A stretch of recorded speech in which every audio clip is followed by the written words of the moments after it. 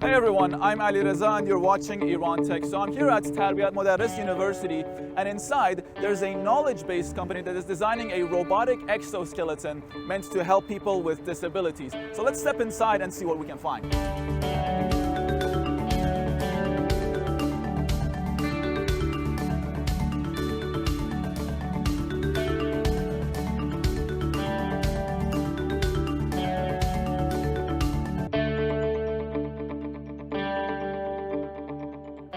No high school kid can wait to turn 18 to get behind his or her dad's car, but we can't forget that a car is not a joke, it's not a plaything, it could be a lethal machine. The slightest bit of distraction could mean that you never have the ability to walk again and you have to sit in a wheelchair for the rest of your life.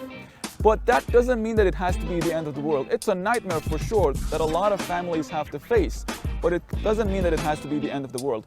This robotic exoskeleton could help fix some of the problems that these disabled people affected by accidents and other things face. This is Exoped.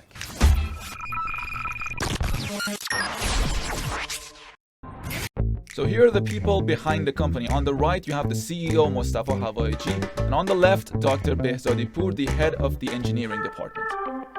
So this is where the magic happens. Actually, that is where the magic happens, that building over there. And Dr. Behzadi is one of the people that makes the magic happen. He was kind enough to give us some time for us to ask some questions, because we absolutely had some questions about this product. And he was kind enough to give us some time. So Dr. Behzadi, it's a pleasure. I'm going to start with the first question. Tell me about the story behind the company and your own motivation for establishing this company.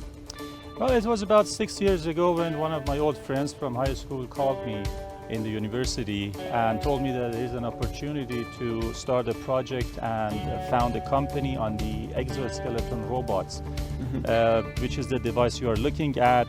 It's a device that helps disabled patients to stand up and walk again. And I had some history working on robotic systems during my PhD and during my university work in Canada. So I took the opportunity and we started the company. Right. We have come a long way to develop this product. And as far as I know, Iran has a particular need for rehabilitation. So how does this product fit in with our rehabilitation technology at large? Exactly. You know, we have an aging population and we have high number of spinal cord injuries because of accidents. Right.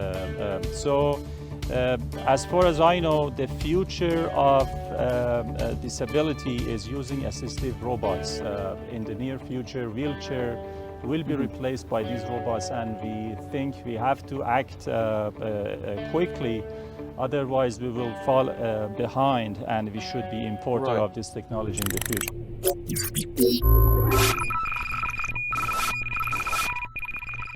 All right, so what am I looking at here? How does this thing work, and what does it add to these people with spinal cord injuries? Well, this is called a robot because it has actuators and controllers that provide effort, motion to the hip and the knee joints. And through this, it enables a disabled person to stand up and walk again. So in short, it is an assistive device. It doesn't cure the disease, but it helps the person to stand up and walk again. So on that note, yeah, as far as I know, people with spinal cord injuries, they don't ever fully heal and they can't ever walk on their own. So if not that, what does this device add to their experience? Exactly. Walking is critical for human being. We have been created to walk. Otherwise, we will be faced with many other complications such as bed sore, digestive infections, exactly, cardiovascular problems such as high blood pressure, osteoporosis in the bone. So the first thing that it does is by enabling the person to walk again, it prevents those complications from happening. And of course, it is a boost for the morale of the people, because when they are wheelchair bound, they really need to stand up and walk. It does give them some level of independence. Exactly. I'm sure it cannot exactly be described, and I'm sure I'm never really going to be able to experience it fully. However, I'm going to try. So if you would let me, I would really like to test this device. Sure, yeah, go ahead. Let's do it.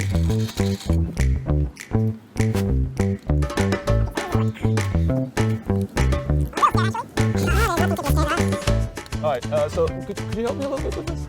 Thank you very much.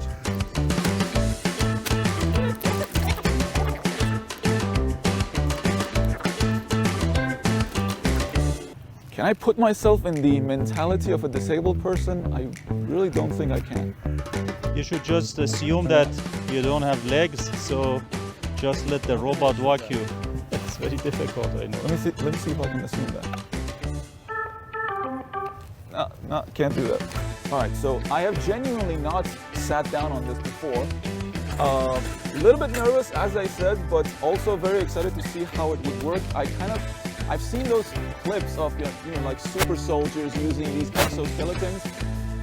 I don't know if it would feel like that, probably not, but I'm still intrigued. So what do I do now? Ooh. Okay. Not bad. Not bad, but one of the tighteners fell off. Okay. Could you tighten it back? Should I sit down? No, that's fine. I do feel a little bit like that super soldier that I was talking about, but I haven't even taken the first step, so that thought might change. Should I just lift it? Whoa. Okay, that happened. Ooh. Man, this is weird. You know, ooh. Maybe I should add that walking with this robot is not the same as walking on your own. Yeah, you could say that again. Yeah, the pattern of taking the steps, which we call gait, is different between this robot and a normal walking or normal gait.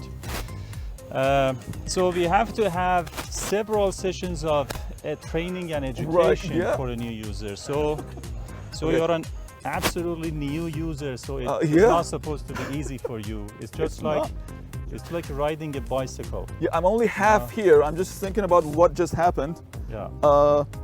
I don't even know if I was the one doing the walking. Was I the one doing the walking? Because I couldn't tell. Was it only the robot? Yeah.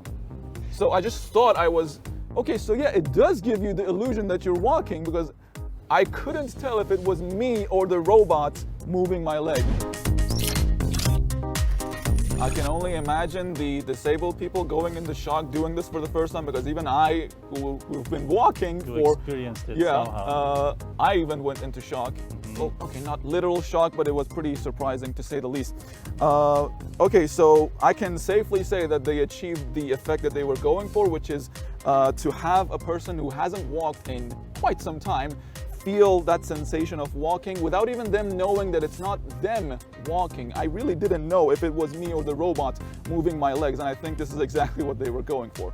So I think that's gonna wrap up the experience. I'm gonna have to think about how I'm gonna get out of this.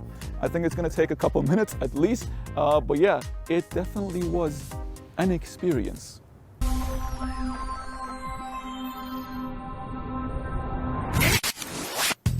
So I'll try to keep this part brief. These guys are working and I'm already intruding on their work. But yeah, this is it. This is where Exopet was born. You can see the engineers, the designers, and the technicians hard at work to take Exopet to the next step in its development cycle. But in this section of the program, we're going to dive deeper into the robot itself to get a better sense of how it works rather than why it exists. And who better to explain that than one of the engineers?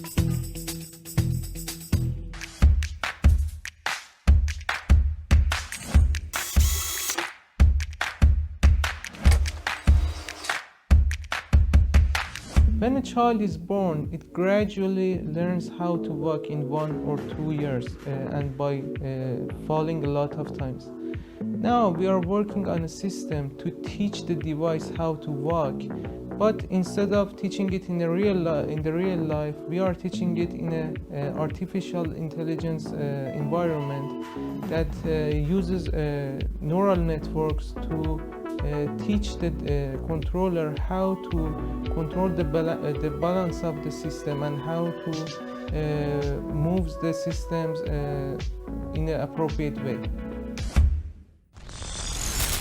An exoskeleton is simply a substitute for 3 systems in our body. First, skeleton, which is simply bones connected together in our body, but in our devices it is it's made of some metal parts that connected together, and its function is mostly bearing the weight, especially own weight of the device. Second, we have muscles in our body. In our device we have electrical actuators instead of it, which connects the metal parts, which move the metal parts. And third, we have neurons and nervous system in our body. Instead, in our device we have a control system which connects the actuators to the main control system. This device has been tested, as far as I know, on over 160 people with results. So I assume they had some stories to share with you about their experience. So would you care to share a couple of them with us? Exactly, yes. You know, if I want to summarize it in one sentence, they tell us that you will never understand what we feel when we can stand up again after years of being wheelchair bound.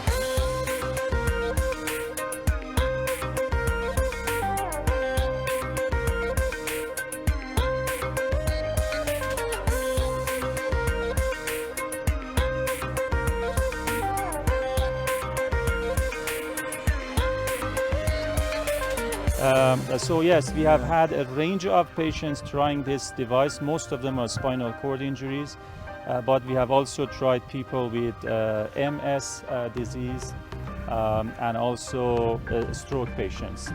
So yeah, for all of them, being able to walk again is a great memory. It is said that the exoskeleton is one of the 12 technologies of the future, and we, the first and only country in the West Asia that developed one of these devices, started no later than any country in the world. And we are expecting to introduce our new personal product in the coming year.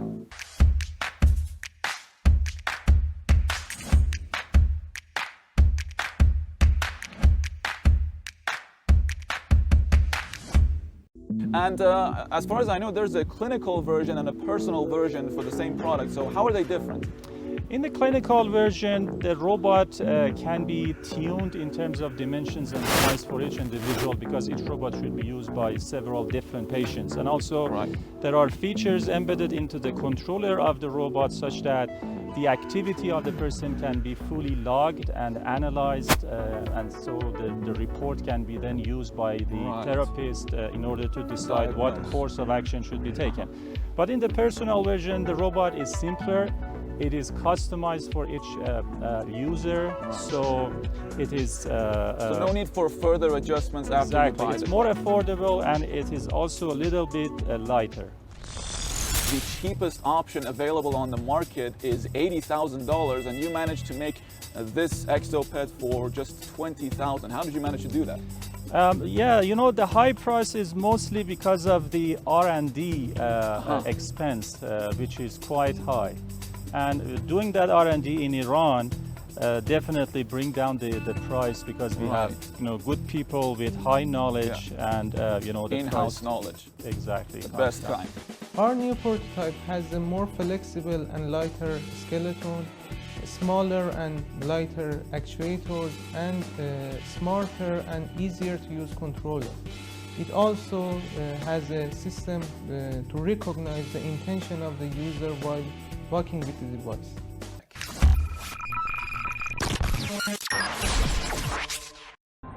So I got a little introspective today. I think maybe for 1 second I may have realized what it would be like to not be able to walk again, or to depend on someone or something to be able to walk, and I didn't like that.